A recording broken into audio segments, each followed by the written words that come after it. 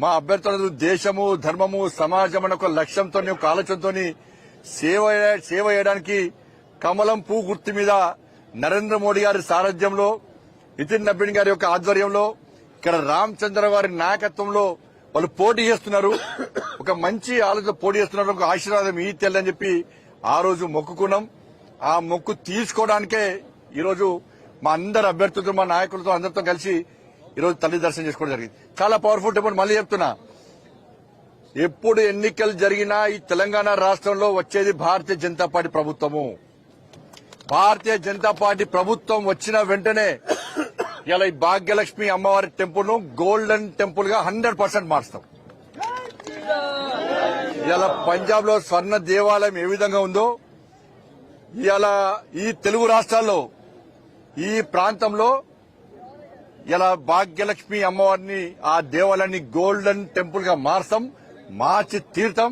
ఆ అమ్మవారికి అట్లా సేవ చేసే అవకాశం మాకు ఇవ్వాల్సిందిగా ఇవాళ అమ్మవారిని వేడుకుంటున్నాం. మేము ఎందుకంటే ఇక్కడ ఉన్నటువంటి హిందూ సమాజానికి రక్ష ఆ తల్లే. ఇక్కడ నుంచి ఇక్కడ గుండాల యొక్క ఎంఎం పార్టీ గుండాల యొక్క అరాచకాలు తట్టుకోలేక చాలా మంది హిందువులు వేరు. ఇవాళ అందరు హిందువులందరూ కూడా అమ్మవారి ఆశీర్వాదంతో మళ్ళొచ్చిన ప్రశాంతంగా జీవిస్తున్నారు. ఇవాళ ఎన్ని అడ్డంకులు వచ్చా తట్టుకొని పోతున్నారు. ఇవాళ అందుకే నేను భారతీయ జనతా పార్టీ రాష్ట్ర అధ్యక్షుడిగా ఉన్నప్పుడు ఆ తల్లి శక్తి తెలుసుకునే ఇదే ప్రాంతంలో ప్రభుత్వం అడ్డగించిన పోలీసులు అడ్డుకున్నా ఎన్ని అవాంతరాలు ఏర్పడ్డా కూడా ఆ తల్లిని మొక్కున్నాం. ఇదే గడ్డ మీద టైము డేటు ప్లేస్ చెప్పినాం. దాని ప్రకారం ఇదే గడ్డ మీద ప్రజా సంగ్రామ యాత్ర 2021 ఆగస్టు 28 ఈ రోజు ఆగస్టు 28 అనుకోకుండా కలిసి వచ్చింది. ఈ రోజు ఆగస్టు 28 ఇదే రోజు ఇక్కడ ప్రజా సంగ్రామ యాత్ర ప్రారంభించినాం. 1640 కిలోమీటర్లు నడిచినాం. ఇలా ఇవాళకి 1640 రోజులు ప్రజా సంగ్రామ యాత్ర చేసి అన్ని అనుకోకుండా కలిసి వచ్చినాయి. 1640 కిలోమీటర్లు నడిచినాము. ఈ రోజుకి యాత్ర స్టార్ట్ చేసి 1640 రోజులైంది.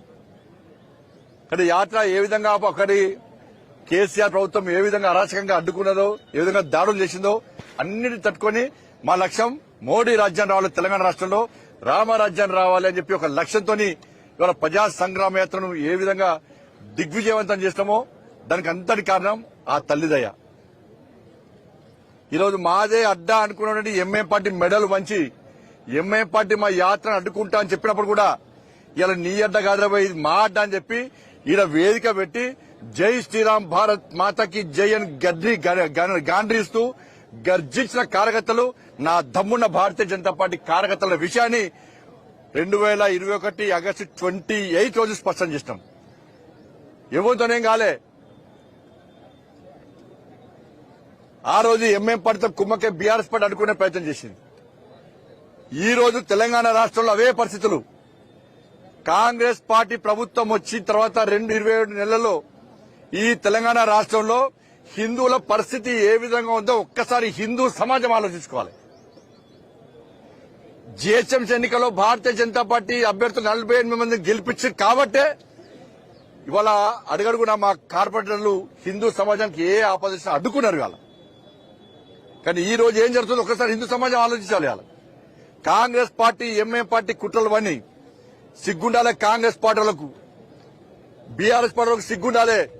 ఎవడు ఏ ప్రభుత్వం వచ్చినా బీఆర్ఎస్ వచ్చినా కాంగ్రెస్ వచ్చినా మా బూట్లు నాకాలే, మా కాళ్ల కింద వాడు బతకాలే అని చెప్పి ఎంఏ పార్టీ వార్నింగ్ ఇచ్చినా కూడా సిగ్గు లేకుండా ఇలా కాంగ్రెస్ బీఆర్ఎస్ వాళ్ళు ఎంఏ పార్టీని బూట్లు నాకు ఇలా బతుకు మీ బతికే ఎందుకో అర్థం కాదు. ఇప్పటికి మీరు బతికే నానేనంటుండే వాళ్ళ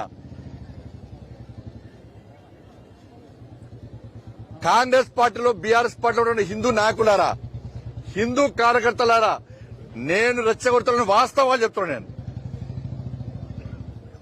మీ లోపల హిందూ రక్తం ప్రవహిస్తే, మీరు నిజంగా హిందువులైతే, మీలో పౌరుషం ఉంటే ఆ పార్టీని ఇష్టపడండి. కాషాయం జెండా పట్టుకొని ఇలా భాగ్యలక్ష్మి అమ్మవారి టెంపుల్ సాక్షిగా జై శ్రీరామాన్ని గడ్డించండి. ధర్మం కోసం, దేశం కోసం, సమాజం కోసం పనిచేసేటువంటి ఒక సంకల్పం తీసుకొని రావాల్సిందిగా నేను 2 పార్టీల కార్యకర్తలకు అప్పీల్ చేస్తున్నాను. అరే 27 నెలలే కాంగ్రెస్ పార్టీ ప్రభుత్వం వచ్చి సికింద్రాబాద్ లో ముత్యాలమ్మ గుడి దాడి, జుబ్లీస్ లో పెద్దమ్మ గుడి మీద దాడి, సంతోష్ నగర్ లో దేవాలయం మీద దాడి, జుక్కల్లో దుర్గామాత అమ్మవారి మీద దాడి, శంషాబాద్ లో దేవాలయాల విధ్వంసం, పాత బస్తులు విధ్వంసం, రాత్రికి రాత్రి నిన్న రాత్రి చాయంద్రానగుట్టలో పురాతన టెంపుల్, పవర్ఫుల్ టెంపుల్ అయినటువంటి నా ఆంజనేయ స్వామి మీద దాడి చేశారు. బాన్స్వాడలో దాడులు. ఎక్కడ పోయినా కాంగ్రెస్ పార్టీ, ఎంఏ పార్టీ ప్రభుత్వం ఏర్పడిన తర్వాత తెలంగాణ రాష్ట్రంలో ఎందుకు దేవాలయాల మీద దాడులు జరుగుతున్నాయి? అలా మెజార్టీ ప్రజలైన హిందువులు ఎలా మా దేవాలయాన్ని రక్షించండి అని బిచ్చమెత్తుకునే పరిస్థితి ఈ తెలంగాణ రాష్ట్రంలో వస్తే హిందూ సమాజాన్ని కాపాడే వాళ్ళు ఎవరు ఒకసారి ఆలోచించాలి. హిందూ సమాజం ఆలోచించాలి. ఇష్టపడదామా కేవీ పెద్దలు, భారతీయ జనతా పార్టీ కేవీ పెద్దలు, మేము అన్ని మతాల సమానం కూడా అంటున్నాం. మీరు మాట్లాడకండి. మీ కోట్లయం జిహెచ్ఎంసీలో హిందుత్వం ఏదైనా పోని, దేవాలయాల విధ్వంసం గాని, గోహత్య జరగని, లహు జిహాదీ పేరుతోని హిందూ అమ్మాయిలను మోసం చేయని, హిందూ అమ్మాయిలను డ్రగ్స్ ఇవ్వండి, గంజాలు ఇవ్వండి, నాశనం కాని మీరు పట్టించుకోకండి. మాకు ఎప్పటి మేము పట్టించుకో. మేము ఇలా మా ఆవేశం కాదు, ఇది భారతీయ జనతా పార్టీ ఒక ఆవేశం.